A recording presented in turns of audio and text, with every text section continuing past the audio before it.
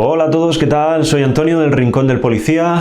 En primer lugar, me gustaría hacerte una pregunta y es si quieres saber lo que tienes que estudiar sí o sí del tema 1 de la oposición a Policía Nacional. Es decir, lo que te van a preguntar sí o sí, lo que tienes que saber, pues bueno, obligatoriamente para responder las preguntas de forma correcta en el examen oficial.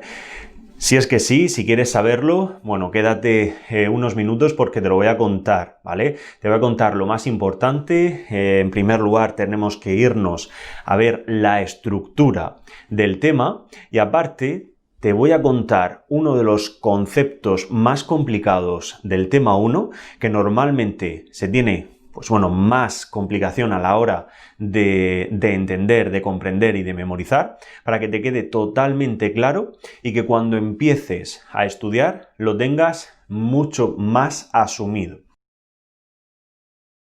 En primer lugar, como te comentaba, tenemos que irnos a ver la estructura de todo el tema, salirnos del tema y en primer lugar ver desde, como si dijéramos, una vista de pájaro, todo el contenido, la estructura o el esqueleto, porque es muy sencillo verlo de esta forma y ver que tiene un hilo conductor, el tema de principio a fin. Y lo que vamos a ver es cada uno de los puntos y por qué ese hilo conductor, ¿de acuerdo? Si estás viendo, el tema está relacionado con el derecho, ¿vale? Un concepto muy general, pero que es el primer concepto del tema, el primer punto del tema. El tema lo vamos a separar como si dijéramos en 6 puntos generales, ¿vale? Como en 6 partes que cada una tiene pues una relación con la anterior. Como os decía, el primer punto es el derecho y vamos a ver el concepto del derecho, desde dónde nace hasta dónde va, cómo se transforma y cómo se aplica en nuestra sociedad y luego los diferentes tipos de acepciones de esa palabra, ¿no? Del derecho, porque se puede entender y se puede aceptar de forma diferente la palabra derecho pues según el contexto. En segundo lugar, vamos a englobar a dos conceptos que son las normas jurídicas positivas y la jerarquía normativa. ¿Por qué? Fijaos que hemos hablado en primer lugar del derecho, entonces nos tenemos que ir a cómo se desarrolla ese derecho, se desarrolla y se transforma en normas, ¿vale? Las normas jurídicas y en este caso positivas. Y eso de positivo quiere decir que se aplica en un momento dado y en una determinada sociedad, en este caso en España. Nuestro ordenamiento jurídico serían esas normas jurídicas positivas, que bueno, que podemos ir desde la Constitución española a los diferentes tipos de leyes, como leyes orgánicas, leyes ordinarias, normas del Ejecutivo en rango de ley, reglamentos, etcétera, ¿vale? Hay diferentes tipos de normas jurídicas que las vamos a ver una por una, características de cada una de ellas y cosas que nos pueden preguntar. Y luego, en cuanto a la jerarquía normativa, también tiene una relación con lo anterior, porque de ese derecho se sacan unas normas y no todas las normas están en el mismo plano jerárquico, sino que hay unas normas que están por encima de otras. Y de ahí viene esa jerarquía normativa. Veremos incluso que hay las normas escritas están por encima de las no escritas o de la costumbre. Y luego, pues, según el órgano que las dicta, también hay una jerarquía. En tercer lugar, nos vamos a ir a quiénes se les aplica esas normas. Como veis, seguimos ese hilo y ¿a quién se le aplica? A las personas. ¿A qué personas? A las personas físicas y a las personas jurídicas. Entonces tenemos que saber quiénes son esas personas o cuándo se empieza a tener ese concepto de personalidad, que es lo mismo que decir capacidad jurídica. Entonces, vamos a ver, en primer lugar, cómo se adquiere esa personalidad, que es desde el momento del nacimiento, se tiene capacidad jurídica y llegado un momento de nuestra etapa en la vida, a partir de normalmente la mayoría de edad, se pasa a tener una capacidad de obrar, que ya veremos la diferencia entre capacidad jurídica, capacidad de obrar. Y por tanto, llegado a ese momento, pues bueno, tendremos todos pues una, en líneas generales, una capacidad de obrar completa con algunas salvedades que iremos viendo, ya os digo. Y luego, pues lógicamente tenemos que saber también cuándo acaba esa capacidad, cuándo dejamos de tener como, en cierta forma, personalidad, ¿vale? Que es desde el momento del fallecimiento. Cuando fallece una persona se deja de tener, se pierde esa capacidad. y por tanto, pues ya no se tienen responsabilidades como persona, ¿vale? Entonces tenemos que ver a las personas cuando se le aplica todo lo anterior, todas esas normas jurídicas. Vale, teniendo eso en cuenta, tenemos a las personas por aquí y a las normas por aquí. Debe haber un hilo conductor que una a las personas con esas normas. Y ese hilo conductor es el siguiente punto del tema. Es el cuarto punto, la nacionalidad española. La nacionalidad española no es otra cosa que el vínculo que une a una determinada persona con el ordenamiento jurídico de un determinado territorio, como es España. Entonces, nosotros como españoles estamos vinculados a nuestro ordenamiento jurídico, que son pues todo lo que diga la Constitución, todas las normas. Estamos obligados a cumplirlas, ¿vale? Entonces, la nacionalidad quiere decir eso. Y tenemos que ver cómo se adquiere, cómo se conserva y cómo se pierde la nacionalidad española. Porque la nacionalidad se puede adquirir de diferentes formas. Se puede adquirir desde el momento del nacimiento, ya sea por derecho de sangre, porque nuestros padres sean españoles, o por derecho de territorio, ¿vale? Porque nacemos en territorio español. Entonces tendremos que ver qué se considera como territorio español, cuando se consideran que, nuestros padres, incluso no habiendo nacido en territorio español, si son españoles, pues vamos a tener esa posibilidad o vamos a tener la nacionalidad española. Eso como adquisición de forma originaria y luego algunos casos excepcionales. Pero lo que quiero que veáis es que tenemos, por un lado, la adquisición originaria y por otro lado, la adquisición derivativa. Es decir, después del nacimiento podemos optar a poder adquirir la nacionalidad española, o bien por opción, o bien por residencia, o bien por algunos términos que vamos a ir viendo, algunas características que son esenciales que conozcáis. Y por último, también se puede perder la nacionalidad española. La pérdida de la nacionalidad no es algo que se tenga en cuenta de cara a los españoles de origen. Si nosotros hemos nacido y somos españoles de origen, no podemos perder la nacionalidad, pero sí se puede perder si adquieres la nacionalidad de forma derivativa. Por ejemplo, pues algún extranjero que la haya adquirido por residencia. Si comete un delito, se puede sancionar con la pérdida de la nacionalidad española, que luego puede recuperarla, pero también tenemos que conocer en qué casos se puede perder la nacionalidad española, ¿vale? Ese vínculo que nos une con el ordenamiento jurídico de nuestro territorio. En quinto lugar, veremos un concepto muy sencillo que es el domicilio, ¿vale? Tendremos que ver los diferentes tipos de domicilios, ¿vale? Porque hay clases, el domicilio real, o el voluntario, el electivo, el que elegimos nosotros, hay diferentes tipos y tenemos que conocerlos. Y ya, todo esto tenemos que hilarlo con el último concepto del tema, que es la vecindad civil. Y la vecindad civil es ese término, es ese concepto que quería explicaros un poquito más en detalle, ¿de acuerdo? Porque, para que lo entendáis, hemos dicho que la nacionalidad española es el vínculo que une a una persona con un determinado territorio, ese hilo conductor, ¿vale? Pues la vecindad civil también es, de alguna forma, el vínculo que une a una persona con una determinada legislación civil. En nuestro estado, en España, tenemos lo que conocemos como el Código Civil, ¿de acuerdo? Y eso se puede transformar o se puede comparar al derecho común, ¿vale? Vamos a hablar de dos tipos de legislación civil, la normal o la común y la foral, ¿vale?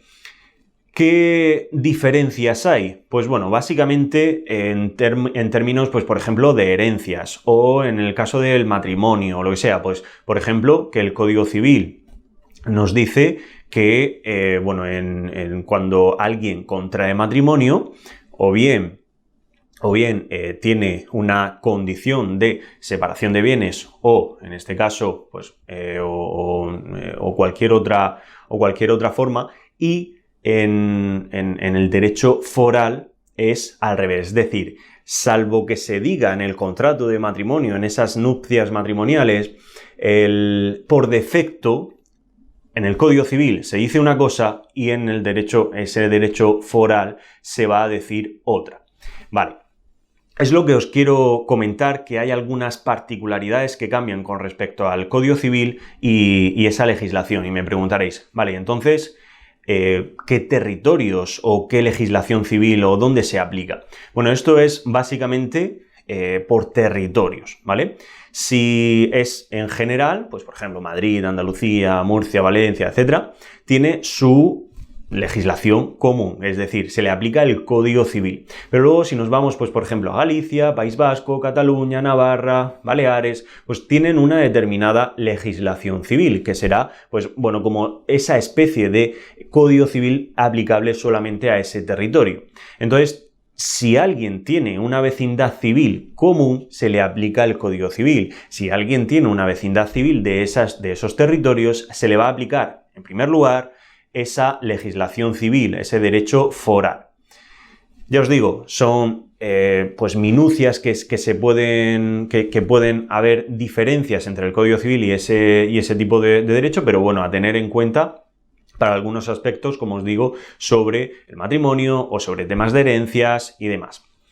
Bien, en cuanto a este concepto, primero debéis de saber en qué bueno, se basa y lo que quiere decir el concepto, y en segundo lugar tenemos que saber cómo se adquiere y también cómo se puede perder la vecindad civil.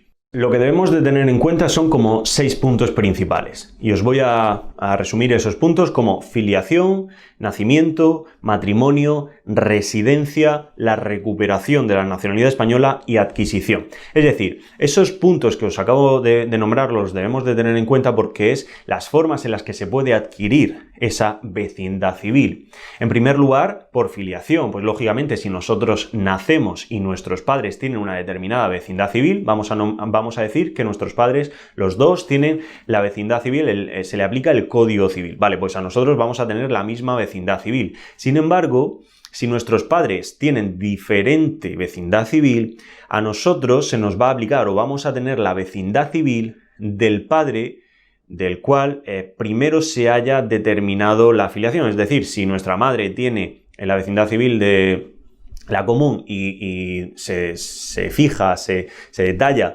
que la primera que se recoge, que es nuestra madre, tiene ese vínculo, pues nosotros tendremos de la primera persona de la cual se haya establecido esa vinculación, en este caso, filiación. Perfecto, pues a tener en cuenta ese punto. En segundo lugar, con respecto al nacimiento. En caso de duda, se va a tener en cuenta el lugar de nacimiento. Y en último término, en el caso de duda y demás, pues siempre nos vamos a ir a la general, ¿vale? A la de derecho común. No nos vamos a quedar en un vacío.